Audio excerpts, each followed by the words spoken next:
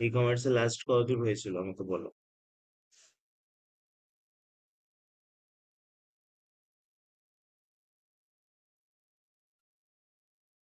Sir EPS. আমাদের Indian payment সিস্টেমে কিছু মানে এই গভর্নিং বডি আছে যারা পুরো জিনিসটাকে নিজেদের কন্ট্রোলের মধ্যে রেখেছে, না হলে কিন্তু ওই ফ্রড কেস গুলো হলে আর ওটাকে ট্যাগ করা যাবে না। যেমন মনে করো তোমাদের কারোর সাথে মনে করো সাইবার ক্রাইম হয়ে কোনো টাকা ডেবিট হয়ে গেছে তোমার ব্যাংক অ্যাকাউন্ট থেকে। তো সেক্ষেত্রে তুমি যদি 1930 তে রিপোর্ট করে দাও ইমিডিয়েটলি, তো সেই জিনিসটা কিন্তু ওরা ট্র্যাক করতে পারে, অর্থাৎ তোমার অ্যাকাউন্ট থেকে কোথায় টাকাটা গেল এবং সেখান থেকে কোথায় ফার্দার ওটা গেল সেটা কিন্তু ওরা ট্র্যাক করতে পারে। ঠিক আছে? তো এই জন্য তো যখন কোনো প্রবলেম হবে তোমার সাথে, এরকম কোনো কাজ হয়ে গেছে, তখন ওই 1930, এটা হয়তো তোমরা জানো, জানো তো 1930 নাম্বারটা জানো? হ্যাঁ স্যার, হ্যাঁ। হ্যাঁ, ওর সময় ফোন করলেই তো বলতে হ্যাঁ, 19, হ্যাঁ, হ্যাঁ, এখন ফোনের কলার টিউনে মানে ফোন করলেই এই কথাটা শোনাচ্ছে, তাই তো? ওরা হ্যাঁ। ওরা একটা ক্যাম্পেইন ওরা চালাচ্ছে, ওরা ওইটা মানে সাধারণ মানুষকে যাতে এই বিষয়ে অ্যাওয়ারনেসটা আসে সেই বিষয়ে ওটা ওই ক্যাম্পেইনটা চালাচ্ছে, ফোন করলেই ওটা আসছে এখন। হুম তো এই 1930 যদি কল করো ওরা কিন্তু অ্যাকশন নিতে পারে, যদি তোমার এইটা তুমি কমপ্লেনটা ওখানে করো। তো এই জিনিসগুলো কিন্তু এরা কন্ট্রোল করতে পারে, যেহেতু পুরো সিস্টেমটাই ওদের আন্ডারে। তো টাকাটা ডেবিট হয়তো অন্য অ্যাকাউন্টেই যাবে এবং সেই অ্যাকাউন্টটা তো এদের গাইডলাইন্স মেনেই খুলতে হবে, কিন্তু এখানে ওই ক্রিপ্টোগ্রাফি যদি চলে আসে সেক্ষেত্রে কিন্তু ট্র্যাক করাটা যায় না। তোমরা হয়তো ক্রিপ্টোগ্রাফি জানো, মানে আহ টাকাটাকে এমন একটা কারেন্সিতে কনভার্ট, ইলেকট্রনিক কারেন্সিতে কনভার্ট করে নেওয়া হয়। এটা অ্যাটোনমাস, মানে হ্যাঁ, এটার কন্ট্রোল কোনো গভর্নর বডির কাছে থাকে না।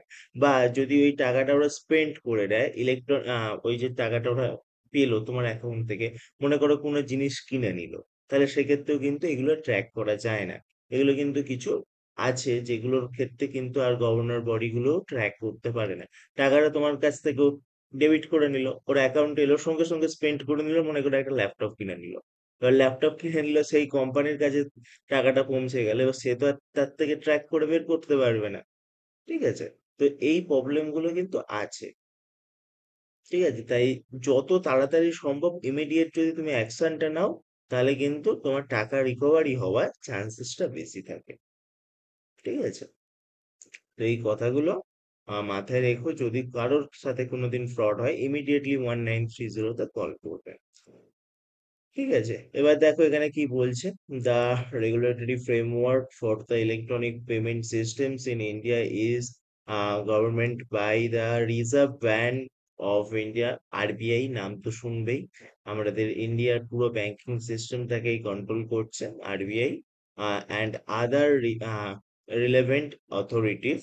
The Reserve Bank of India has the authority of this regular payment of the settlement systems. তো রিজার্ভ ব্যাংকের আন্ডারেও কতগুলো অথরিটি আছে যারা এই জিনিসগুলোকে কন্ট্রোল করছে। Has the authority to oversee the regular payment settlement system. Settlement জানো, তোমাদের আগেই বলেছি যে ব্যাংকিং লেনদেনে যে তুমি ট্রান্সফার করলে, তোমার অ্যাকাউন্ট থেকে অন্য অ্যাকাউন্টে ট্রান্সফার করলে সঙ্গে সঙ্গে তো পুরো টাকাটা চলে এলো, কিন্তু ওটাও তোমাকে একটা ফিজিক্যালি হচ্ছে না, ওটা তোমাকে ভার্চুয়ালি একটা দেখাচ্ছে, কিন্তু ফিজিক্যালি এই জিনিসগুলো পুরো সেটেলমেন্ট করতে হয়। তো সেটাই একটা সেটেলমেন্ট সিস্টেম, মানে একটা ব্যাংক থেকে অন্য ব্যাংকে তো টাকাটা ট্রান্সফার করতে হবে। তো সেগুলো সেটেলমেন্ট পুরো জিনিসটা আরবিআই আন্ডারে পড়ে। নেক্সট হচ্ছে the payment and settlement systems act, যেটা হচ্ছে 2007-এ পাশ করা হয়েছিল। যেটা হচ্ছে payment and settlement system act 2007 provides the legal framework for the regulations and supervisions of payment systems in India. তো এই অ্যাক্ট গুলো অনেক সময় ফুল ফর্ম জানতে চায়, এটাকে পিএসএস এও বলা যেতে পারে। ঠিক আছে? এই অ্যাক্ট গুলো একটু জানে রাখবে। নেক্সট যেটা হচ্ছে এনপিসিআই, এটা খুব important, national payment corporations of India. তো দেখবে যখন তোমরা পেমেন্ট করো, ইউপিআই তে পেমেন্ট করো, তার নিচে পাওয়ার্ড বাই এরকম কিছু লেখা থাকে, দেখেছো? ইউপিআই যখন অ্যাপে পেমেন্ট করো, যেমন আমাদের মোবাইল ফোন যখন ফার্স্ট টাইম ওপেন করো তখন দেখবে পাওয়ার্ড বাই অ্যান্ড্রয়েড লেখা থাকে, যদি অ্যান্ড্রয়েড ফোন হয়ে থাকে। দেখেছো তো? হ্যাঁ mobile phone first time open করলে দেখবে পাওয়ার বাই অ্যান্ড্রয়েড লেখা থাকে, যদি অ্যান্ড্রয়েড হ্যাঁ বাই স্যার, সুইচ অন করার সময় দেখা হ্যাঁ যাচ্ছে। সুইচ অন করে থাকার সময় দেখায়। তো হ্যাঁ সেম ভাবে যখন পেমেন্ট গেটওয়ের সাথে তুমি লেনদেন করছো, সেখানে দেখবে পাওয়ার্ড বাই এনপিসিআই লেখা আছে। দেখেছো কি, নোটিস করেছো? নোটিস করেছো হ্যাঁ আজকের স্যার, জন্য? এনপিসিআই টা দেখেছি, হুম। পেমেন্টের সময় ওরকম হ্যাঁ, পেমেন্টের সময় চেনা দেখবে, চেনা লাগছে। হ্যাঁ পাওয়ার্ড বাই বলে এরকম কোথাও একটা লেখা থাকে, আমি নোটিস করেছিলাম। Ah National Payment Corporation of India, ঠিক আছে? এটা একটা কর্পোরেশন যেটা ওই গভর্নমেন্টের আন্ডারে সমস্ত টেকনিক্যাল ইস্যুগুলোকে দেখে। Uses guidelines for the UPI, যে কথাটা এক্ষুনি বলছিলাম সেই কথাটা, এই ইউপিআই তেই আমি দেখেছিলাম যে ওখানে লেখা আছে পাওয়ার্ড বাই দ্য এনপিসিআই। হ্যাঁ স্যার, ওই পেটিএম বা ওই ধরনের যে সেই কিউআর কোড গুলো থাকে, ওখানে ভারত এই ভীম ইউপিআই আর হ্যাঁ, এনপিসিআই লেখা থাকে মনে হয়। হ্যাঁ এনপিসিআই লেখা থাকে। তো ওগুলো হচ্ছে পুরো ইন্ডিয়ার টেকনোলজি। ভীম যে অ্যাপের কথা বলছো, ওরা কিন্তু ইন্ডিয়ার অ্যাপ, যেমন গুগল পে, ফোন পে এগুলো আমাদের নয়, এগুলো বাইরের দেশের কোম্পানি, ঠিক আছে? কিন্তু যে ভীম যে অ্যাপটার কথা বলছো, ওটা পুরো ইন্ডিয়ান টেকনোলজিতে তৈরি। ভীম ওই জন্য ভীমকে অনেক সময় প্রমোট করে, দেখবে গভর্নমেন্ট বিভিন্ন এগুলো ভীমকেই প্রমোট করে। ভীম হচ্ছে পুরো আমাদের। The national Payment Corporation of India, full form গুলো কিন্তু মাথায় রেখো, এগুলো কিন্তু দেবে। এনপিসিআই, এসবিআই, সেবি, সেবি হচ্ছে বলছি একটু পরে বলছি, আগে এটা বলে দিই। Issues guidelines for the UPI, the information technology act 2000। ঠিক আছে, এই অ্যাক্ট গুলো একটু মাথায় রেখো। বলবে যে এনপিসিআই কি অ্যাক্ট ফলো করে, তখন বলতে হবে ইনফরমেশন টেকনোলজি অ্যাক্ট। আর এনপিসিআই হচ্ছে টেকনিক্যাল সাপোর্ট দেওয়ার জন্যই তৈরি হয়েছে, ঠিক আছে? Provides a legal framework for electronic transaction and address issues related to electronic governance, ঠিক আছে? তো এই ফুল ফর্ম গুলো আর এই যে কাজগুলো আমি লেখার সুযোগ দেব, আমি আগে বলে দিই, তারপর তোমাদের লেখার সুযোগ দেবো। নেক্সট হচ্ছে the securities and Exchange Board of India, যেটা হচ্ছে সেবি। সেবির নাম কেউ শুনেছো এর আগে? সেবি, কারোর কোনো আইডিয়া আছে? SEBI, Securities and Exchange Board of India, কেউ জানো সেবির ব্যাপারে? না স্যার। ট্রাই করো। আচ্ছা, জানো না, রিয়েলি? না স্যার। আচ্ছা, তোমরা স্টক মার্কেটের নাম শুনেছো? হ্যাঁ স্যার। হ্যাঁ। হ্যাঁ, স্টক মার্কেট বা যেটা আমাদের আহ মার্কেট, যেখানে আমাদের সমস্ত কেনা বেচা হয়, নিফটি আছে, বিভিন্ন কোম্পানি যেখানে লিস্টেড আছে, সেই যে পুরো মার্কেটটাকে কন্ট্রোল করে কে? সেবি। বুঝা গেল? এই সেবির আন্ডারে স্যার পুরো মার্কেট। হ্যাঁ বলো। বলছি, নিফটি, তারপর নিফটি ফিফটি, ওগুলো কি অ্যাকচুয়ালি? ওগুলো এক একটা ইন্ডেক্স আমাদের, যে ইন্ডিয়ার মার্কেট, সেটাকে রিপ্রেজেন্ট করছে এই নিফটি ফিফটি, নিফটি বিশ, এরকম যে কোম্পানিগুলো আছে। মানে নিফটি ফিফটি মানে ইন্ডিয়ার টপ ফিফটি যে কোম্পানি, ইন্ডিয়ার মধ্যে যে টপ ফিফটি কোম্পানি, সেগুলোর গ্রোথকেও রিপ্রেজেন্ট করছে নিফটি ফিফটি, ঠিক আছে? ওই জন্য সেন্সেক্সটা কি তাহলে? সেন্সেক্সটা ওরকম কিছু কোম্পানিকে রিপ্রেজেন্ট করছে, বুঝেছো? আচ্ছা আচ্ছা। আর নিফটি বিশ হচ্ছে ব্যাংকিং সিস্টেমের কোম্পানিগুলোকেও রিপ্রেজেন্ট করছে, ও। ঠিক আছে? যখন বড় হবে, যখন ইনভেস্ট করবে এইসব জায়গায়, তখন জিনিসগুলো সম্পর্কে আরো ক্লিয়ার হবে, ঠিক আছে? এইখানে পুরো জিনিসটাকে, এখানেও আগে ফ্রড হতো যে তোমার টাকা নিয়ে কেউ কেটে পড়ছে, কিন্তু সেই জিনিসটা আর হয় না। এখন তুমি ঘরে বসে ফোনের মাধ্যমে ইনভেস্ট করতে পারো। আগে তোমাদের ডিম্যাট অ্যাকাউন্ট খুলতে গেলেই অনেক জায়গায় ছোটাছুটি করতে হতো, কিন্তু এখন পুরো জিনিসটাই ফোনের মাধ্যমে করা যায়। বিভিন্ন অ্যাপ্লিকেশন আছে, গ্রো আছে, অ্যাঞ্জেল ওয়ান আছে, তোমরা নাম হয়তো শুনে থাকবে। তো এই সমস্ত অ্যাপ্লিকেশনের মাধ্যমে তুমি ঘরে বসেই স্টক মার্কেট এখন ইনভেস্ট করতে পারো। তো এই যে পুরো স্টক মার্কেটটাকে কন্ট্রোল করছে হচ্ছে সেবি। এটা একটা গভর্নমেন্ট বডি, এর আন্ডারে বিভিন্ন কোম্পানি আছে, বিভিন্ন স্টক এক্সচেঞ্জ আছে, যেমন বোম্বে স্টক এক্সচেঞ্জ, বিএসই, তারপর আরো একটা কি আছে ভুলে গেলাম। এই স্টক এক্সচেঞ্জ গুলোর আন্ডারে সমস্ত স্টক গুলো লিস্টেড থাকে। সেই স্টক গুলো লিস্টেড, সেখান থেকে তুমি কিনতে পারো স্টক, ঠিক আছে? তো এই পুরো জিনিসটা হচ্ছে কন্ট্রোল হচ্ছে এই সেবির দ্বারা। দেখো কি বলছে, দেখো, securities and Exchange Board of India, যেটা হচ্ছে সেবি। regulate securities and capital market, and it is regulate electronic payment where security transactions are involved. তো এখানে স্টক মার্কেটের কথাটা ওই ক্যাপিটাল মার্কেটস বলছে, ওটা স্টক মার্কেটের কথাই বেসিক্যালি বলতে চাইছে। তো সেক্ষেত্রে কিন্তু পুরো জিনিসটা কন্ট্রোল করছে সেবি।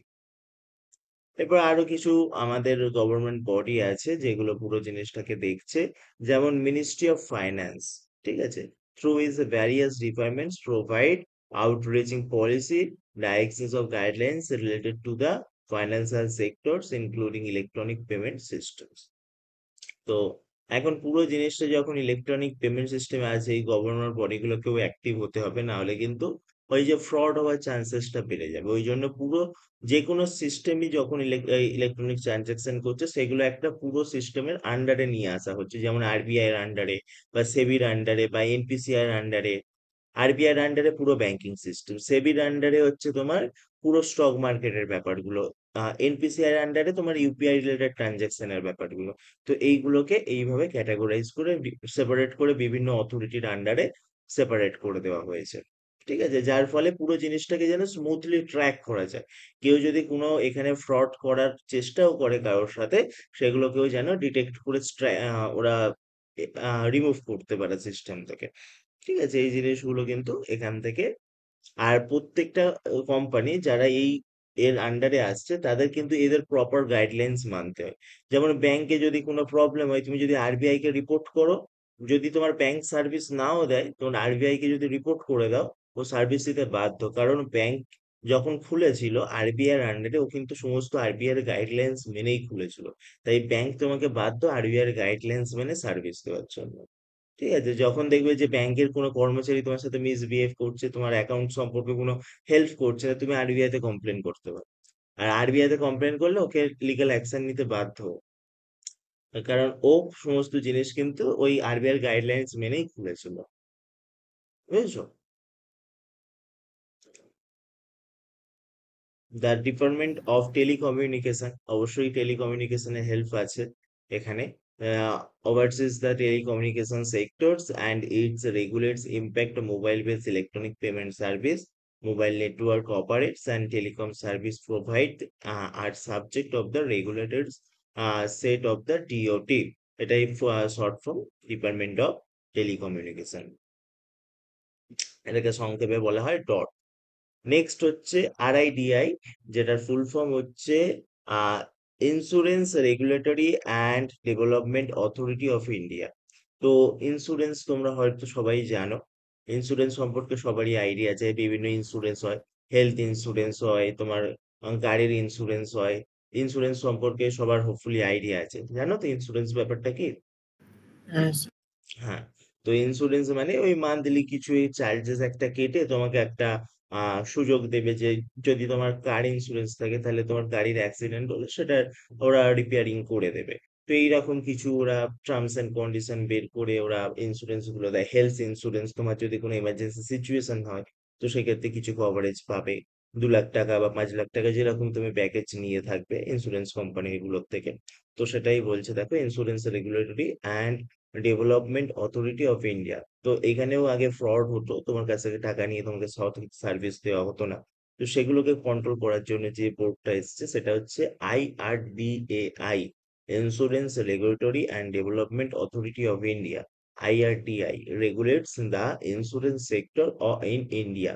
In the context of electronic payments, it may have oversight over the insurance related transactions conducted through the digital payment system regulations। আহ আচ্ছা, এটা হচ্ছে তোমার এটা দেখাচ্ছে, এটা নেক্সট পরের পয়েন্টে চলে আসছে।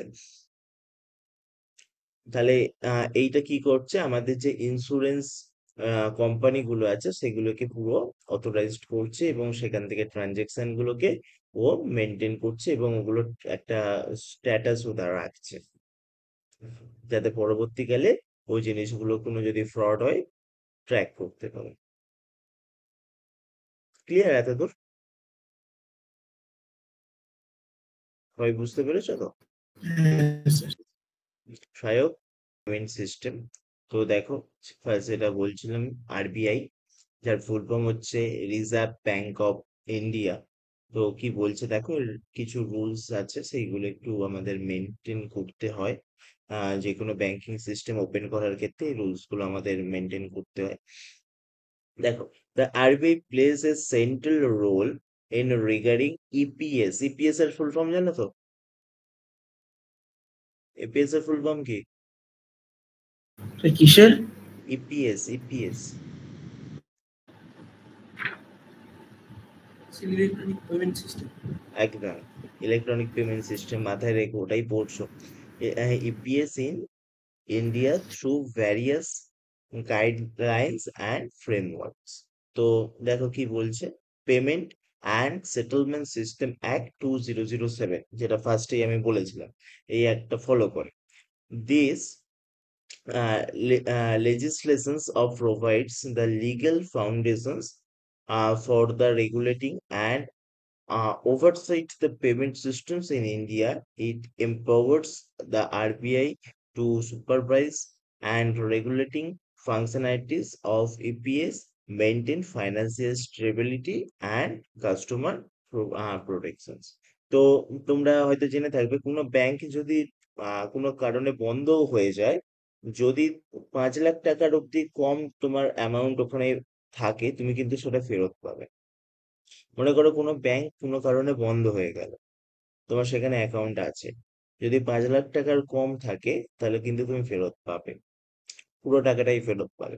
যদি 5 লাখ টাকারও বেশি হয়ে যায়, তাহলে কিন্তু তুমি 5 লাখ টাকা অব্দি ফেরত পাবে। তো এটা একটা আরবিআই এর রুলস। এই রুলসটা সম্পর্কে আইডিয়া ছিল তোমাদের?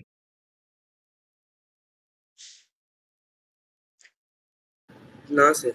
হ্যাঁ, তো না এরকম স্যার। হ্যাঁ, এরকম কিছু রুলস আছে। আর ব্যাংকিং ফ্রডের ক্ষেত্রেও যদি তুমি প্রমাণ করে দিতে পারো যে এটা ব্যাংকের কোনো প্রবলেমের জন্য তোমার অ্যাকাউন্ট থেকে ফ্রড হয়েছে, তাহলে কিন্তু ব্যাংক বাধ্য তোমাকে ওই টাকাটা ফেরত দিতে। যদি দেখো যে ব্যাংকিং, তুমি এটিএম থেকে টাকা তুলতে গেছো, টাকা বেরোয়নি অথচ ব্যাংক থেকে কেটে গেছে, সেক্ষেত্রে কিন্তু তুমি আরবিআই রিপোর্ট করতে পারো। এটিএম অনেক সময় হয় দেখবে, তুমি এটিএম থেকে টাকা বের করতে গেছো, এটিএম এ কার্ড ইনসার্ট করেছো, পিন দিয়েছো, সব ঠিকঠাক, কিন্তু টাকা আর বেরোয় না, কিন্তু তোমার এদিকে ডেবিটের মেসেজ চলে এসেছে ব্যাংক অ্যাকাউন্ট থেকে। টাকাগুলো কোথায় যায়? টাকাগুলো হয়তো এটিএম এ নেই, এটিএম এ হয়তো নেই, ও প্রসেস করে দিয়েছে, বা হয়তো আছে কোনো কারণে আটকে গেছে টেকনিক্যাল ইস্যুর জন্য। তো এইগুলোর জন্য কি সঙ্গে সঙ্গে ওই এরিয়াটা ভিডিও করে যদি তুমি রেখে দিয়ে ব্যাংকে রিপোর্ট করতে পারো, তো সেক্ষেত্রে কিন্তু ওইগুলো কিন্তু রিকভার হয়ে যায়। আর যদি নাও দেয়, তুমি আরবিআই তে কমপ্লেন করতে পারো। তো এরকম কিছু গ্লিচ মাঝে মাঝে আমাদের নর্মাল লাইফে সাধারণ মানুষকে দেখতে হয়। হয়তো তোমার তো কিভাবে আশেপাশে কমপ্লেন করে আরবিআই তে? আরবিআই এর অফিসিয়াল ওয়েবসাইট আছে, সেখানে গিয়ে রেজিস্টার করতে হয়। আরবিআই এর অফিসিয়াল ওয়েবসাইট আছে, দেখবে, সেখানে গিয়ে রেজিস্টার করতে হয়, বা ওদের টোল ফ্রি নাম্বারও আছে হয়তো, সেই টোল ফ্রি নাম্বারে ফোন করতে হয়।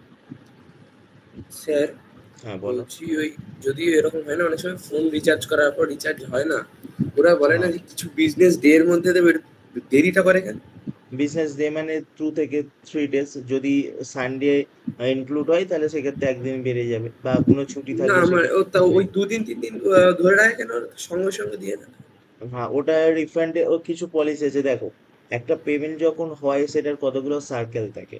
যেমন ইলেকট্রনিক পেমেন্ট করলে সেটাকে কনফার্ম করার জন্য কত গুলো সার্কেল, মানে ওই যে পাইপলাইনের মধ্যে পেমেন্টটা হচ্ছে, সেই পেমেন্টটা যে আদৌ তোমার কাছে মানিটা আছে না, যার কাছে সেন্ড করতে চাইছো যে রিসিভার, তার কাছে চলে গেছে, সেটাকে কনফার্ম করার জন্য কিছু টাইমের প্রয়োজন।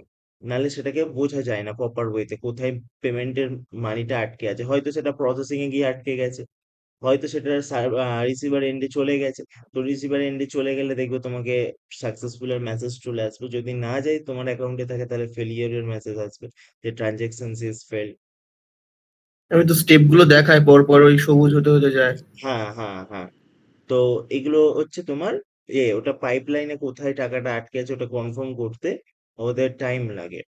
ওই জন্য ওরা জিনিসটাকে একটু মানে ডিলে করে। আচ্ছা। ঠিক আছে।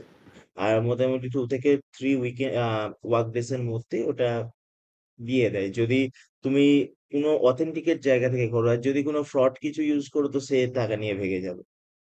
ঠিক আছে? পেমেন্ট করবে সবসময় অথেন্টিকেট জায়গা থেকেই করার চেষ্টা করবে। যেমন অনেকে দেখবে রিচার্জ করলে কিছু ক্যাশব্যাকের অফারে অন্য অ্যাপ থেকে ইউজ করে, কিন্তু সেটা কতটা সিকিউর সেটা তো জানো না। সেটাকে আগে ভালো করে পেছনে কি কাজ করছে, সেটা আদৌ কি মার্কেটে অনেকদিন ধরে কাজ করছে, এরকম যে ডিটেলস গুলো প্রপার অথেন্টিকেট অ্যাপ কিনা সেগুলো চেক করে তবেই কিন্তু ইউজ করা উচিত। অনেকে দেখবে অনেক অ্যাপ্লিকেশন এখন ডিসকাউন্ট প্রোভাইড করে, রিচার্জ করলে এত% হ্যাঁ ডিসকাউন্ট। হ্যাঁ, হুম। সেই ক্যাশ তো কারো টাইপের হ্যাঁ, আরো তো আছে। এইগুলো প্রপার রিসার্চ করেই কিন্তু ইউজ করবে। হয়তো এমন দেখতে পেলে যে পেমেন্ট হয়ে গেছে কিন্তু রিচার্জ হলো না।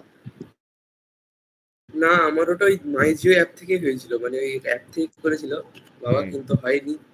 তারপরে ওটা ওটা না কিছুদিন হলেও আবার তোমার ব্যাংক প্রবলেম। অ্যাকাউন্টে আবার ফিরে চলে আসে, ফিরে এসেছিল হ্যাঁ তো। হ্যাঁ, 5 দিনের মতো পরে একটু হয়েছে টাকাটা। হুম, হুম।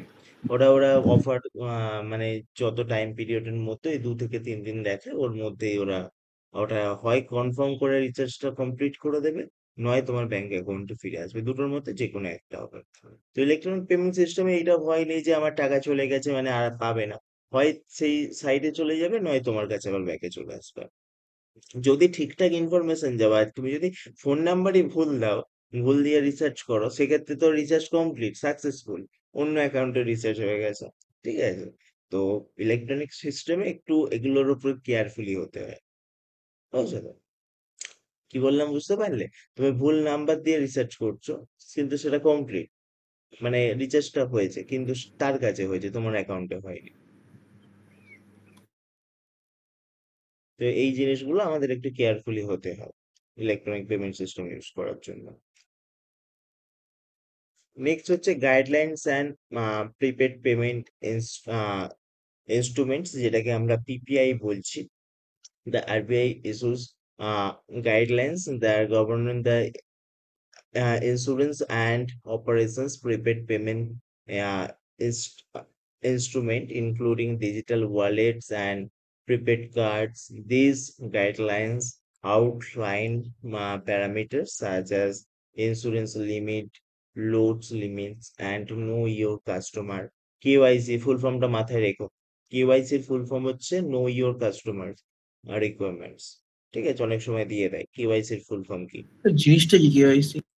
কেওয়াইসি মানে হচ্ছে আহ তোমরাও হয়তো ব্যাংকিং সিস্টেম যখন ওপেন করেছিলে কেওয়াইসি দিতে হয়েছে। কেওয়াইসি মানে হচ্ছে তুমি যে তোমার ওই ব্যাংক যে খুলছো সেটার ওনার, সেটাকে তোমাকে প্রুফ দিতে হয়। তোমার ছবি নেবে, তোমার সিগনেচার নেবে, তোমার আধার কার্ড ডিটেলস নেবে।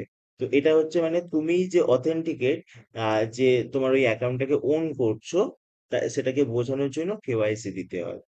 হুম। অনেকে কি করে যে অন্যের নামে অ্যাকাউন্ট খুলে নিজে লেনদেন করছে। তো এগুলো বিশেষ করে যখন আহ বেআইনি লেনদেনগুলো হয় সেগুলোতে এইগুলো হয়, যে তুমি তোমার অ্যাকাউন্টের ওনারশিপ তোমার কাছে নেই, অন্য কেউ তোমার অ্যাকাউন্টে টাকা লেনদেন করছে। অনেক এরকম নিউজ আছে, শুনবে। সেক্ষেত্রে কিন্তু ট্র্যাক তো সে হয়ে যাচ্ছে কিন্তু তার অরিজিনাল টাকাই না। বুঝতে পেরেছো? মানে ফাঁসলে সে ফেঁসে যাবে, কিন্তু যে অরিজিনালি লেনদেন করছো সে কিন্তু ফাঁসবে না। এই জন্য কেওয়াইসি আপডেট করতে হয়। বোঝা গেছে কেওয়াইসি জিনিসটা কি? হ্যাঁ স্যার। কেওয়াইসি কিছুই নয়, তোমার যে ইনফরমেশন গুলো সেগুলো শেয়ার করো। তোমার ওরা যদি ব্যাংক ভিজিট করো, তোমার ছবি তুলবে, তোমার আধার কার্ড দেখবে, প্যান কার্ড দেখবে, দেখে যে তোমার সবকিছু ডিটেলস সবকিছুর সাথে মিলছে কিনা, আধার কার্ডের সাথে প্যান কার্ড মিলছে কিনা, নামগুলো ঠিকঠাক আছে কিনা, তোমার ফেসের সাথে আধারের ছবি মিল খাচ্ছে কিনা। তো এই জিনিসগুলো ওরা প্রপার চেক করবে। চেক করলে এখন দেখবে ভিডিও কেওয়াইসির মাধ্যমে অ্যাকাউন্ট ওপেন করা যায়। ভিডিও কেওয়াইসি জানো? তোমার অনলাইন ঘরে বসে হয়ে যায়। ভিডিও কেওয়াইসি করেও এখন অ্যাকাউন্ট ওপেন করা যায়। ভিডিও কেওয়াইসি মানে ওখানে একটা অপোজিট সাইডে একটা পার্সন বসতে থাকবে, সে তোমাকে ভিডিও কল করবে। ভিডিও কল করলে তোমার ইনফরমেশন গুলো সেম ভাবে ওইভাবে দেখবে, প্যান কার্ডের ছবি দেখবে, সিগনেচার করতে বলবে, সিগনেচার করে দেবে, একটা হোয়াইট পেজের মধ্যে সিগনেচার করতে বলবে। তো সবকিছু এখন অনলাইন ভার্চুয়ালি হচ্ছে। ঠিক আছে? এখন ব্যাংকিং সিস্টেমের অবস্থা খুবই খারাপ, স্টাফ নেই ব্যাংকেতে। তো এই জন্য এখন পুরো জিনিসটাই অনলাইনে সুইচ হয়ে গেছে। দেখবে যে এখন অনলাইনে বিভিন্ন অ্যাপ্লিকেশনের মাধ্যমে কিন্তু ব্যাংকিং অ্যাকাউন্ট ওপেন করা যাবে। ঠিক আছে? নেক্সট হচ্ছে UPI, unified payment interface. Full form গুলো অবশ্যই মাথায় রেখো। দ্য আরবিআই রেগুলেটস ইউপিআই, অবশ্যই এও রেগুলেটস করছে, এনপিসিআই ও রেগুলেটস করছে, বিভিন্ন কোম্পানিগুলোই মানে যে গভর্নমেন্ট বডি গুলো আছে সবকিছু এই সব জিনিসগুলোর নজরদারিতে রাখে। এ রিয়েল টাইম পেমেন্ট সিস্টেম, যেটাকে আমরা ইউপিআই বলছি, through guidelines that cover transaction limit, security protocols and dispute resolutions mechanisms, UPI as emerges as a popular channel for peer-to-peer merchant transactions. তো ইউপিআই তৈরি হয়েছিল যে ফার্স্ট যাতে ট্রান্সফারটা হয়, তুমি খুব কুইকলি যেন একটা অ্যাকাউন্ট থেকে একটা অ্যাকাউন্টে ট্রান্সফার করতে পারো। আর ইন্ডিয়া কিন্তু এই ইউপিআইটাকে লঞ্চ করে একটা মানে অনেক ভালো পজিশনে চলে গেছে ইন্ডিয়ান পেমেন্ট সিস্টেমের ব্যাপারে। ঠিক আছে, অনেক দেশে ইউপিআই ব্যাপারটাই নেই। আবার আমাদের দেশের এই যে ইউপিআই টেকনোলজিতে, সেটা আবার অনেক দেশ নিজেদের ভাবে নিতে করতে চাইছে। ঠিক আছে, মানে ইউপিআই টেকনোলজিটাকে ইউজ করতে চাইছে। তো সেক্ষেত্রে ইন্ডিয়ার লাভ, ইন্ডিয়া এই টেকনোলজিটাকে সেল করবে বাইরের দেশগুলোতে। তো সেটাই বলছে, the RBI regulates UPI a real time payment system through guidelines cover transaction limit। অবশ্যই দেখবে একটা ইউপিআই ট্রানজাকশনের লিমিট আছে। কত লিমিট জানো? ইউপিআই ট্রানজাকশনের পার ডে লিমিট কত?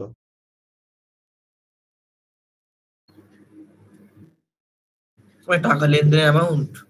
হ্যাঁ, হ্যাঁ, মানে পার ডে কত টাকা ইউপিআই এর মাধ্যমে লেনদেন করতে পারবে? ও তো 1 লাখ। আর কেউ? 50,000 টাকা, কত? 50,000। না, 1 লাখই। 1 লাখই তুমি, মানে এক পার ডেতে 1 লাখই তুমি লেনদেন করতে পারবে। ঠিক আছে, তো এটা কিছু রুলস আছে। আবার যখন ওই লিমিটটা শেষ হয়ে যাবে আবার তোমাকে ওয়েট করতে বলবে, তারপরে গিয়ে তুমি লেনদেন করতে পারবে। আর যদি যদি হ্যাঁ মানে বলো। অন্যান্য ব্যাপারে আমি যে যে ব্যাংকের যে নিজস্ব অ্যাপগুলো থাকে, ওগুলো দিয়ে কি তার বেশি করা যায় না? ওই 1 লাখই হাইয়েস্ট? কি বললে একবার বলে, বুঝলাম না ঠিক ওই মতো। যে ব্যাংকের যে অ্যাপগুলো হয় না, মানে ধরুন পিএনবির অ্যাপ, সেখান থেকে আমি হ্যাঁ, অন্য হ্যাঁ, হ্যাঁ, পিএনবির অ্যাকাউন্টে পাচ্ছি কিছু ওরকম। হ্যাঁ, ওরও লিমিট থেকে হয়তো তোমাকে পার ডে 5 লাখের লিমিট করে রেখেছে। ওটা ব্যাংক টু ব্যাংক আচ্ছা। ভ্যারি করে। ঠিক আছে, ওটা কোন ব্যাংকে তুমি কি করছো, ওটা ব্যাংক টু ব্যাংক ভ্যারি করে। স্যার বলছি, এইচডিএফসি বা এই ধরনের প্রাইভেট ব্যাংকগুলো এত সুবিধা দেয় কেন অন্যান্য ব্যাংকের থেকে? কেন দেয় বলো? আমাদের ইন্ডিয়ার গভর্নমেন্ট সিস্টেম তো তোমরা জানো, মানে বিশেষ করে ওয়েস্ট বেঙ্গলে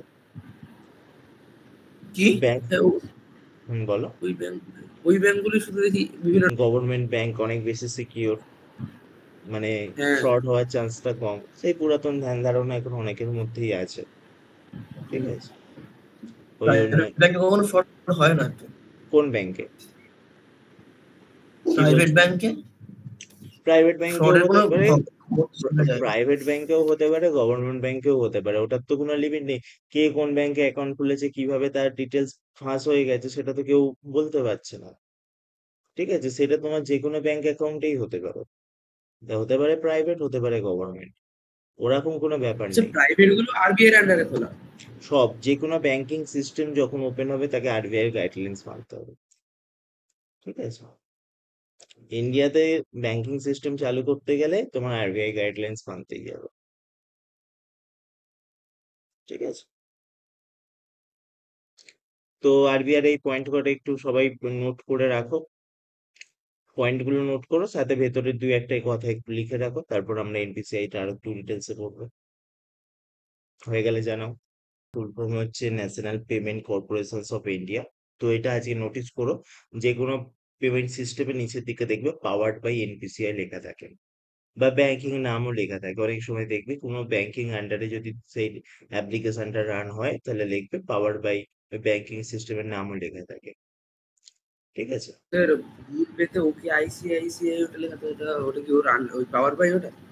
হ্যাঁ, বলো বলো। ওই যে গুগল পেতে কাউকে দিলে আইসিআইসিআই বা অ্যাক্সিস ব্যাংক লেখা থাকে না? হ্যাঁ, ওই ইউপিআই আইডি শেষের দিকে, তাই তো? হ্যাঁ, হ্যাঁ, ওটা হচ্ছে তোমার মানে কোন অ্যাকাউন্টটা কি ইউপিআই আইডিটা ইউজ করছে ওটা ওই রকম ভাবে জাজ করা যায় না। যে ওটা হচ্ছে মানে তোমার অ্যাকাউন্টটা কিসে আছে, অনেক সময় ওই ব্যাংকে যদি অ্যাকাউন্ট নাও থাকে তোমার ওই শেষে হ্যাঁ ওই সেটাই, ওটা ইউপিআই আই। অনেক সময় না থাকে তাতেও দেখায়। হ্যাঁ কারণ হ্যাঁ আমার হ্যাঁ বাবার তো পিএনবি তে, কিন্তু বাবার ওটাতে অনেক সময় আইসিআইসিআই নাকি এটা দেখায়। হ্যাঁ ওটা হয় কারণ ওদের কাছে যে গুগল আছে, ওদের কাছে কিছু লিস্টেড মানে সিলেক্টেড কিছু ব্যাংকই আছে, ওদের কাছে সব ব্যাংক নেই। ওই জন্য ওরা ওই লাস্টে ওই যে এগুলো আছে ডোমেইন গুলো আছে ওগুলো অ্যাড করে। ঠিক আছে, ওদের কাছে কিছু সিলেক্টেড ব্যাংক আছে, মনে করো 4-5টা এরকম সিলেক্টেড ব্যাংক আছে যাদের মাধ্যমে ওরা এই সার্ভিস গুলো প্রোভাইড করছে, বুঝেছো? ওই জন্য শেষেতে ওই আইসিআইসিআই বা এসবিআই, অ্যাক্সিস এরকম লেখাগুলো আছে। তাই তো এই কথাটা বলছো? হুম, হুম। ঠিক আছে। তো এটাই হচ্ছে ব্যাপার, ওই জন্য এইরকম জিনিসটা ওখানে আসে। নেক্সট হচ্ছে আহ এনপিসিআই। এনপিসিআই যেখানে জিনিসগুলো আছে সেখানে হচ্ছে operational guidelines. NPCI develops and enforce operational guidelines for payment system. It manage including UPI, তো এটা ইউপিআই কেও ম্যানেজ করে। নেক্সট ইমিডিয়েট পেমেন্ট সার্ভিস, যেটাকে বলেছিলাম IMPS, immediate payment service, IMPS টাকেও ম্যানেজ করে। নেক্সট হচ্ছে ভারত বিল পেমেন্ট সিস্টেম, এটাও একটা পেমেন্ট সিস্টেম, হয়তো জানো না, যেটা হচ্ছে বিবিপিএস, এই ফুল ফর্ম গুলো অবশ্যই মাথায় রেখো। This guidelines ensure standardized and secure operations. ঠিক আছে, security and risk mitigations measures. NPCI implements security measures and risk mitigation strategies to safeguard electronic transactions. These measures including encryption standards, two-factor authentications, and continuous monitoring for potentially fraudulent activities. তো two factor authenticate প্রত্যেকটা অ্যাপ্লিকেশনেই দেখবে first time যখন তুমি log in করছো log in pin দিতে হচ্ছে, তো সেই লগ ইন পিন দিয়ে অথেন্টিকেট করতে হচ্ছে। নেক্সট ট্রানজ্যাকশনের সময় একটা পিন দিতে হচ্ছে, প্রত্যেকটা যে কোনো ইউপিআই অ্যাপ্লিকেশনে দেখবে ফার্স্ট টাইম ওপেন করার জন্য একটা লগ ইন পিন দিতে হয়, তাই তো? নেক্সট সেকেন্ড টাইম ট্রানজ্যাকশনের করার সময় একটা পিন দিতে হয়। সে যদি এই দুটো পিন কোনো কারণে জানে না, তাহলে সে কিন্তু ট্রানজ্যাকশন করতে পারবে না, আর কোনো কারণে এই দুটো পিন কিন্তু জেনে গেলে ট্রানজ্যাকশন করতে পারবে। ঠিক আছে, তো এই জিনিসগুলো আমাদের সিকিউর করতে হবে, মানে পিন কোনোদিনও কারোর সাথে শেয়ার করা যাবে না, আর লগ ইন পিনটাও শেয়ার করা যাবে না। এই দুটো যদি স্টেপ মেনটেন করতে পারো তাহলে আহ মানে ফ্রড হওয়ার চান্সটা প্রায় 80% কমে যায়।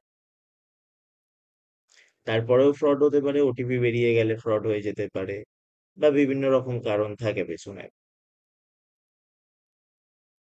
ঠিক আছে, তো এই দুটো পয়েন্ট একটু নোট করে নাও এনপিসিআই আন্ডারে।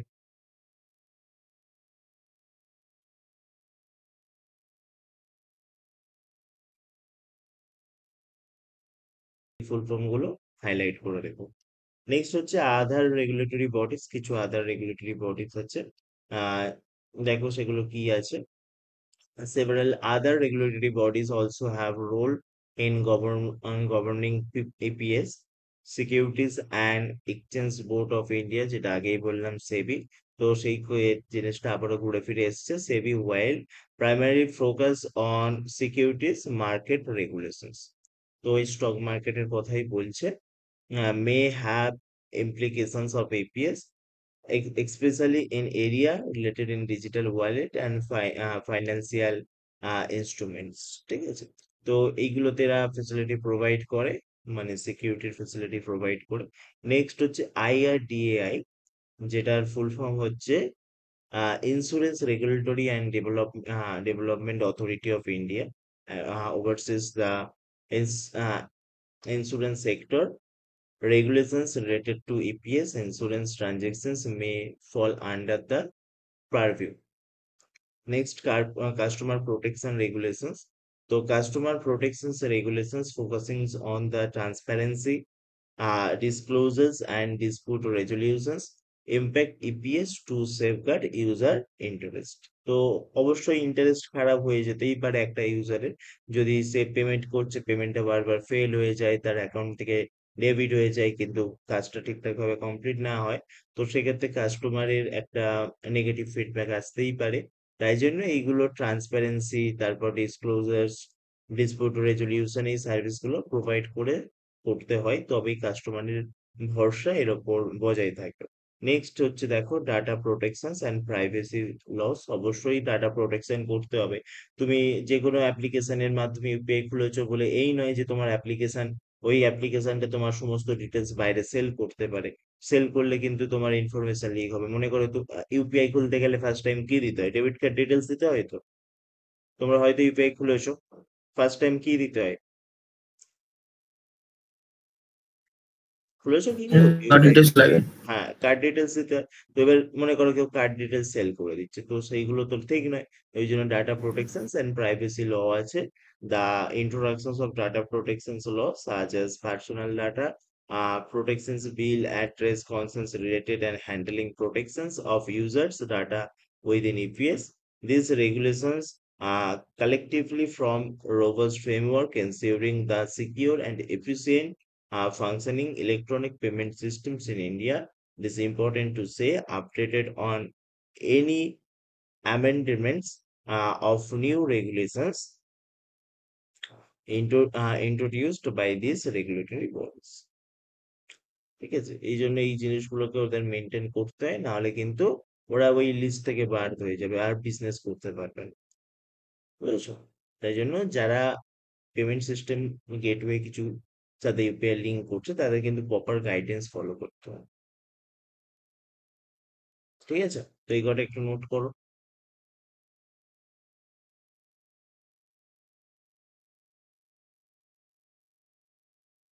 নোট ডাউন করলে এবার হচ্ছে কনক্লুশনে পুরো জিনিসটাকে একটা জিস্ট বের করে দিয়েছে দেখো। In conclusion, the electronic payment system refers to a mode of payment which does include which does not include physical cash, checks, but rather includes debit card, UPI, etc. তো এগুলো আমরা ছোটবেলা থেকেই জানি কোনটা ফিজিক্যাল আর কোনটা মানে digital. Regulated by RBI, NPCI, and other regulatory authorities, process various legal issues but hold advantage to the recent announcement of the linkage to fast digital payment systems of the Central Bank of India and Singapore Unified Payment Interface and Pay. তো এটা এখানে support করে, সিঙ্গাপুরেতেও তোমার UPI সার্ভিসটাকে support করে। তো সেটাই বলছে, the recent announcements of the linkage of the fast digital payment systems of the Central Bank of India uh, and Singapore Unified Payment System UPay and Pay now closely aligns with the G20 financial uh, inclusions priorities and driving faster, cheaper, and more transparent cross-border payment and shows that the future in the electronic payment system. তো অনেকেই যেটা আগে বলছিলাম, ইন্ডিয়ার এই UPI payment সিস্টেমটাকে নিজস্ব আহ দেশে অ্যাপ্লাই করতে চায়। তো সেক্ষেত্রে তারা এই জিনিসগুলোকে নিজস্ব ভাবে ইউপিআই থেকে মানে ইন্ডিয়ার থেকে নেওয়ার চেষ্টা করছে, কিনছে, যার ফলে ইউপিআই চার্জ কিছু পাচ্ছে, ওদের থেকে কিছু কমিশন নিচ্ছে। ঠিক আছে, তো এই জিনিসগুলো কিন্তু হচ্ছে, যেমন আমাদের যে হেল্প লাগলো আমরা বাইরের দেশের থেকে নিই। আমাদের যে যুদ্ধ জাহাজগুলো মানে বিমানগুলো প্রয়োজন সেগুলো আমরা বাইরের দেশ থেকে কিনে আনি তো, জানো। আমাদের যে যুদ্ধ বিমানগুলো প্রয়োজন আমরা বাইরের থেকে, আমেরিকার থেকে বা অন্য কোনো কান্ট্রি থেকে কিনে আনি। হ্যাঁ, তো সেম ভাবে আমাদের এই টেকনোলজিটা অন্য কেউ ইউজ করছে, তার ফলে তারা পে করছে। বুঝা গেছে? তো বিভিন্ন দেশের উপর ডিপেন্ডেন্ট। তোমার কিছু ভালো টেকনোলজি আমি ইউজ করব, আমার কিছু ভালো টেকনোলজি অন্য দেশ ইউজ করবে, তার বিনিময়ে তাদের একটা চুক্তি হয়ে যায়, এই এই দেবো, এই বিনিময়ে এই জিনিসটা আমরা ইউজ করবো। ঠিক আছে, তো এরকম কিছু চুক্তি হয়ে যায়। এই চুক্তিগুলো সবাইকে মেনে চলতে হয়। ঠিক আছে, তো এইভাবে বিভিন্ন দেশে বিভিন্ন টেকনোলজি বিভিন্ন দেশ ইউজ করতে পারে। আর এই ইন্ডিয়ার এই টেকনোলজিটা কিন্তু খুব ফাস্ট গ্রো হয়েছে এবং এটা খুব স্মুথলি কাজ করে। ঠিক আছে, এটা ইন্ডিয়ার টেকনোলজিতেই তৈরি। দেখো একবার পড়ে নাও। হয়ে গেলে বলো।